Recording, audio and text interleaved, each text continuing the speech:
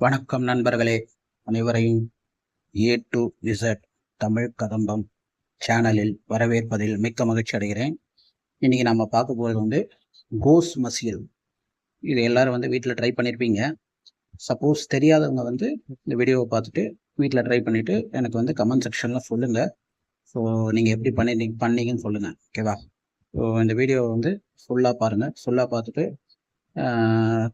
எனக்கு லைக் பண்ணுங்கள், இந்த வீடியோ லைக் பண்ணுங்கள், ஷேர் பண்ணுங்கள், அப்புறம் கமெண்ட் பண்ணுங்கள். அப்புறம் இந்த சேனலை வந்து சப்ஸ்கிரைப் பண்ணி வச்சுக்கோங்க. அதே மாதிரி உங்கள் ஃப்ரெண்ட்ஸ், ரிலேஷன் எல்லாருக்கும் கொஞ்சம் ஷேர் பண்ணி விடுங்க. அவங்களையும் வந்து பார்த்துட்டு அவங்க ஃப்ரெண்ட்ஸ், ரிலேஷன் ஷேர் பண்ண சொல்லுங்கள். இந்த வீடியோவை முழுசாக பாருங்கள். முழுசாக பார்த்துட்டு உங்கள் ஆதரவு எனக்கு வேண்டும் என்று உங்களை சிரம்தாழ்ந்து உங்களை வந்து கேட்டுக்கிறேன். ஸோ பாருங்கள், இந்த வீடியோவை ஃபுல்லாக பாருங்கள். ஸோ வீடியோக்குள்ளே போகலாமா? இப்போ இன்றைக்கி நம்ம ஸ்பெஷல் ரெசிபி கோஸ் மசியல் அது எப்படி பண்ணுறதுன்னு சொல்கிறேன். ஸோ அதுக்கு என்னென்ன வேணும்னு சொல்கிறேன். அதை கொஞ்சம் சப்போஸ் தெரியாதவங்க, இது வரைக்கும் பண்ணாதவங்க வந்து ஃபஸ்ட் டைமாக பண்ணுறீங்கன்னா நோட் பண்ணி வச்சுக்கோங்க, ஓகேவா? ஸோ இன்றைக்கி நாம் ரொம்ப சிம்பிளாக, ரொம்ப ஹெல்த்தியாக வீட்டில் எப்போவும் செய்யக்கூடிய ஒரு ரெசிபி பார்க்க போகணும். அதுதான் கோஸ் மசியல். புரியுதா? ஸோ இந்த ரெசிபி சாப்பிட ரொம்ப லைட்டாக இருக்கும். சாம்பார் சாதம், ரசம் சாதம், சப்பாத்தி எதுக்குமே சூப்பராக செட் ஆகும். நீங்கள் எதுக்கு வேணால் இதை வந்து தொட்டுக்கலாம், இந்த கோஸ் மசியல், ஓகேவா?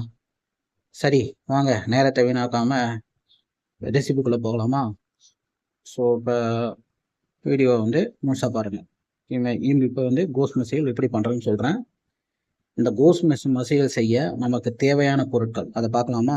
என்னென்ன பொருள் தேவை, கோஸ் மசியல் பண்ணுறதுக்கு என்னென்ன பொருள் தேவை அதை முதல்ல பார்த்துடலாம். அதுக்கப்புறம் வந்து எப்படி பண்ணுறதுன்னு சொல்கிறேன். நீங்கள் அது மாதிரி ட்ரை பண்ணி பாருங்கள். கோஸ் வந்து நறுக்கிய கோஸ் வந்து 2 கப் எடுத்துக்கோங்க. 2 கப்பில் நறுக்கிய கோஸ், ஓகேவா? மூங்கால், அதாவது பச்சை பயிறு 1/2 கப். பச்சை பயிறு வந்து நல்லாயிருக்கும், 1/2 கப் எடுத்துக்கோங்க, சூப்பராக இருக்கும். ஏன்னா வந்து உடம்புக்கு வந்து நல்லது அது பச்சை பயிறு. அதே மாதிரி சின்ன வெங்காயம் எடுத்துக்கோங்க, 6 முதல் 8, 6லேருந்து 8 சின்ன வெங்காயம் எடுத்துக்கோங்க. பச்சை மிளகாய் வந்து தேவைக்கேற்ப 2 நான் போட்டிருக்கோம். நாங்கள் வந்து 2 தான் போட்டிருக்கோம். உங்களுக்கு எவ்வளோ வேணுமோ அவ்வளோ எடுத்துக்கோங்க பச்சை மிளகாய். தக்காளி அதே மாதிரி நாங்கள் 1 தான் வந்து யூஸ் பண்ணியிருக்கோம். நீங்கள் உங்களுக்கு எவ்வளோ தேவையோ அவ்வளோ தக்காளி யூஸ் பண்ணிக்கலாம். அது வந்து இவ்வளோ தான் யூஸ் பண்ணணும்னு கிடையாது. உங்களுக்கும் உங்கள் குடும்பத்துக்கு எவ்வளோ தேவையோ அவ்வளோ வந்து தக்காளி வந்து நீங்கள் போட்டுக்கலாம். அதேமாதிரி பூண்டு வந்து 3 பல் பூண்டு வந்து 3 தான் நாங்கள் எடுத்துருக்கோம். நீங்கள் உங்களுக்கு எவ்வளோ தேவையோ எடுத்துக்கலாம். பூண்டு இவ்வளோ தான் எடுக்கணும், இல்லை எவ்வளோ வேணால் எடுத்துக்கலாம், உங்கள் இஷ்டம் தான். அதேமாதிரி மஞ்சத்தூள் வந்து 1/4 டீஸ்பூன் எடுத்துக்கோங்க. உப்பு வந்து தேவையான அளவு, சால்ட்டு உங்களுக்கு உங்கள் குடும்பத்துக்கு எவ்வளோ தேவையோ அவ்வளோ உப்பு எடுத்துக்கோங்க. அப்புறம் எண்ணெய் வந்து 1 டேபிள் டீஸ்பூன், ஓகேவா? ஸோ இதுதான் வந்து தேவையான பொருட்கள். இப்போ சொன்னதெல்லாம் வந்து நோட் பண்ணி வச்சுக்கோங்க. நறுக்கிய கோஸ் 2 கப் எடுத்துக்கோங்க. பச்சை பயிறு வந்து மூங்கால் 1/2 கப் எடுத்துக்கோங்க. சின்ன வெங்காயம் வந்து 6 முதல் 8 எடுத்துக்கோங்க. பச்சை மிளகாய் வந்து 2 எடுத்துக்கோங்க. அங்கே எடுத்துக்கிறத சொல்கிறோம், நீங்கள் எவ்வளோ எடுத்துக்கணுமோ எடுத்துக்கோங்க. தக்காளி வந்து நாங்கள் 1 எடுத்துகிட்டு இருக்கோம், நீங்கள் எவ்வளோ எடுத்துக்கோங்க. பூண்டு வந்து 3 பல் எடுத்துக்கோங்க. மஞ்சத்தூள் வந்து 1/4 டீஸ்பூன் எடுத்துக்கோங்க.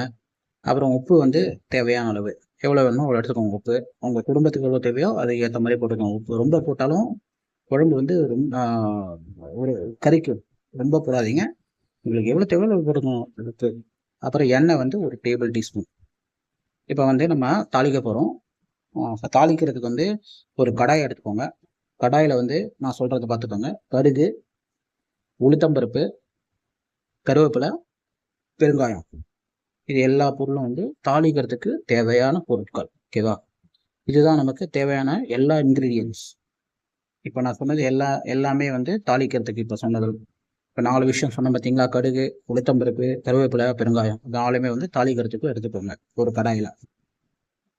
முதல்ல நாம் பச்சை பயிறு நல்லா கழுவிட்டு குக்கரில் போடணும், ஓகேவா? பச்சை பயிரை நல்லா கழுவி குக்கரில் போட்டுருங்க. அதோடு சேர்த்து நறுக்கிய கோஸ், சின்ன வெங்காயம், தக்காளி, பூண்டு, பச்சை மிளகாய் எல்லாத்தையும் சேர்க்கணும் இது கூட, ஓகேவா?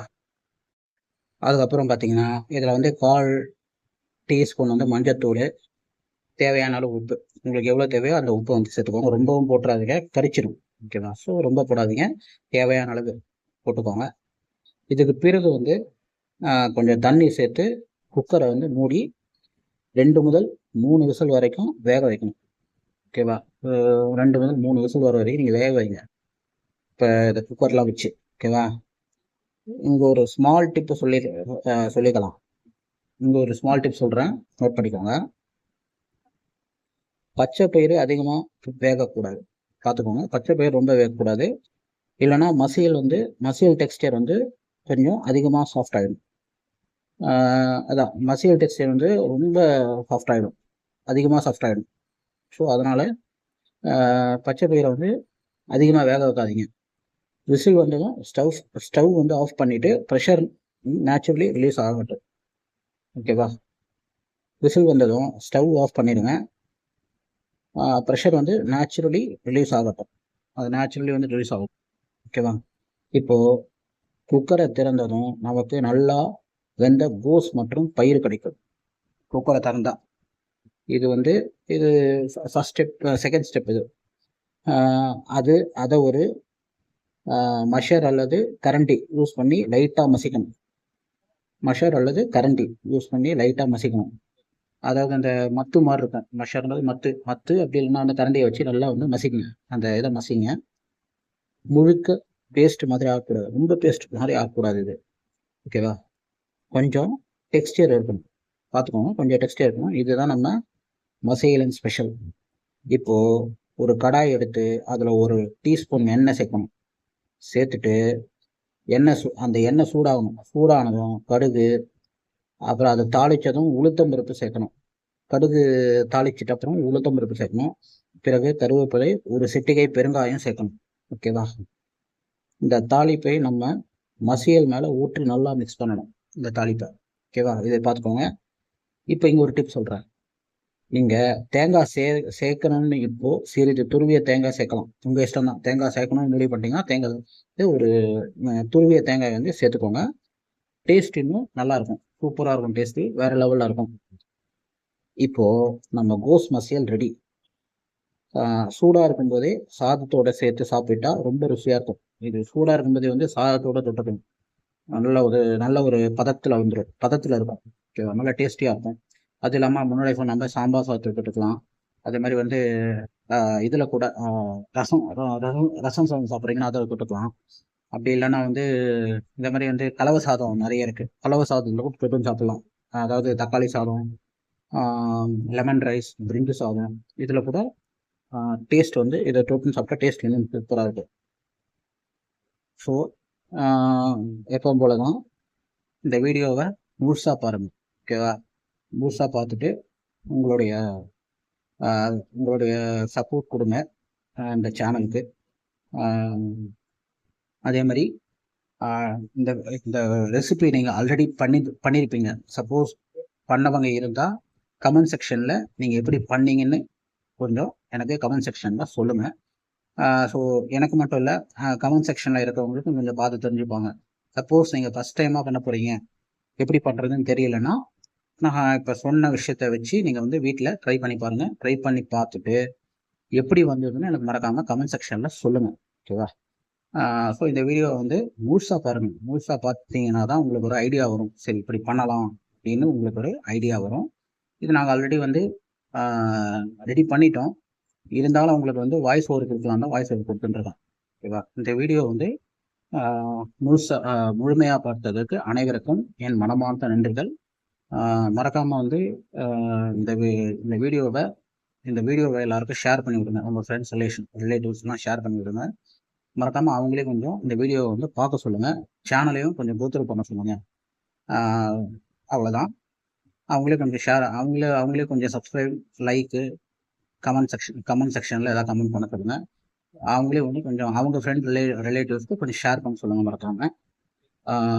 சப்போஸ் இந்த ரெசிபி உங்களுக்கு பிடிச்சிருந்தா வீடியோவுக்கு லைக் பண்ணுங்கள். இப்போ இந்த ரெசிபி பிடிச்சிருந்தா நான் இப்போ பண்ண ரெசிபி பிடிச்சிருந்தா உங்கள் ஃப்ரெண்ட்ஸு, ஃபேமிலிக்கிட்ட கொஞ்சம் ஷேர் பண்ண சொல்லுங்கள். முன்னாடி சொன்னது தான், நீங்கள் கொஞ்சம் ஷேர் பண்ணி விட சொல்லுங்கள். நீங்கள் கொஞ்சம் ஷேர் பண்ணுங்கள். அதேமாதிரி உங்கள் ஃப்ரெண்ட்ஸ் ரிலேஷன் ஷேர் பண்ண சொல்லுங்கள். மறக்காமல் இந்த வீடியோவை கம்ப்ளீட்டாக பார்த்ததுக்கு அனைவருக்கும் நன்றி.